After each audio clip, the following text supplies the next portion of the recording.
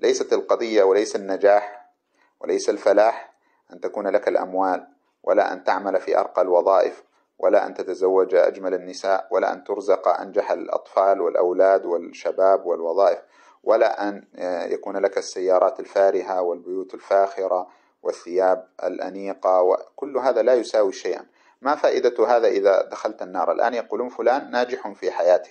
لماذا ناجح؟ لأن عنده وظيفة وتزوج ومرتبه كبير وأموره مرتبة. هذا النجاح، هذا نجاح في نظر القاصرين الذين قصر نظرهم عن الحياة الدنيا. والله لا أن يكون عاملا يعني ليس له من الأمر شيء، رب أشعث أغبر مدفوع بالأبواب لو أقسم على الله لأبره. ورأى النبي صلى الله عليه وسلم رجلا من علية القوم في الدنيا، فقال لهم: ما تقولون في هذا؟ وهذا الحديث في صحيح البخاري. فقالوا: هذا رجل من أشراف الناس، حري إذا نكح أن ينكح، وإذا قال أن يسمع لقوله، وأن إذا شفع أن يشفع. فسكت النبي صلى الله عليه وسلم. ثم جاء رجل من فقراء المسلمين فقال: ما تقولون في هذا؟ قالوا: هذا رجل من فقراء المسلمين، حري إذا نكح أن لا ينكح، إذا طلب الزواج أن لا يزوجه، وإذا شفع أن لا يشفع، وإن إذا قال أن لا يسمع لقوله. فقال رسول الله صلى الله عليه وسلم: لهذا خير من ملء الأرض من هذا. لو أن هذه الأرض امتلأت عن بكرة أبيها مليارات من هذا الرجل الغني، وجاء هذا الرجل الفقير واحدا فقط هكذا، لكان هذا ملء من ملء الأرض من هذا، خيرا من ملء الأرض من هذا.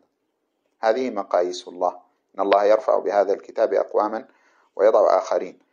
فلهذا لا تغتر، ولهذا حذرنا الله عز وجل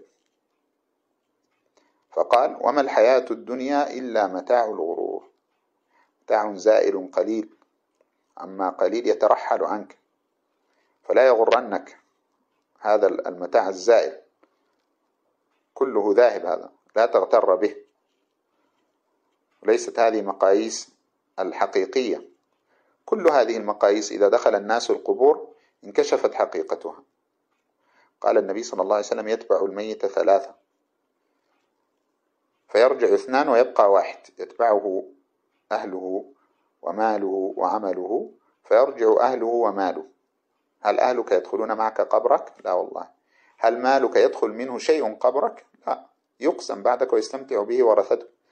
وأما الذي يبقى الصديق الوفي العمل، فإياك أن تعرض عن العمل وهو الذي يبقى معك، فيأتي قليلا شاحبا ضعيفا لأنك كنت مشغولا بالدنيا ومنكبا عليها، وتذهب الدنيا وتوليك ظهرها، وتبقى أنت في قبرك مع العمل وتتحسر، تقول: هذا الذي كان ينبغي لي أن أوليه اهتمامي وأن يكون هو أول شيء. ولهذا اجعل الدين والصلة بالله هو أهم شيء في حياتك. هذا هو الخلاصة. لا يغرنك الشيطان يقول: لا، أنت خليك إنسان متوسط، الدين هذا أعطيه قدره، الدين هو أهم شيء، والله خلق هذه الدنيا لأجل الدين ولأجل الصلة بالله.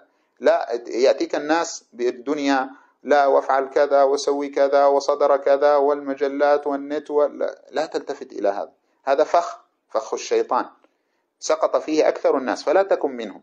والله لن ينفعوك ولن يدفعوا عنك ضرا ولا عذابا ولا عقابا، وسوف تحشر وحدك وتدفن وحدك وتبعث وحدك وتحاسب وحدك وتدخل الجنة أو النار وحدك في ترتب المسؤولية. لن ينفعوك ولن يضروك.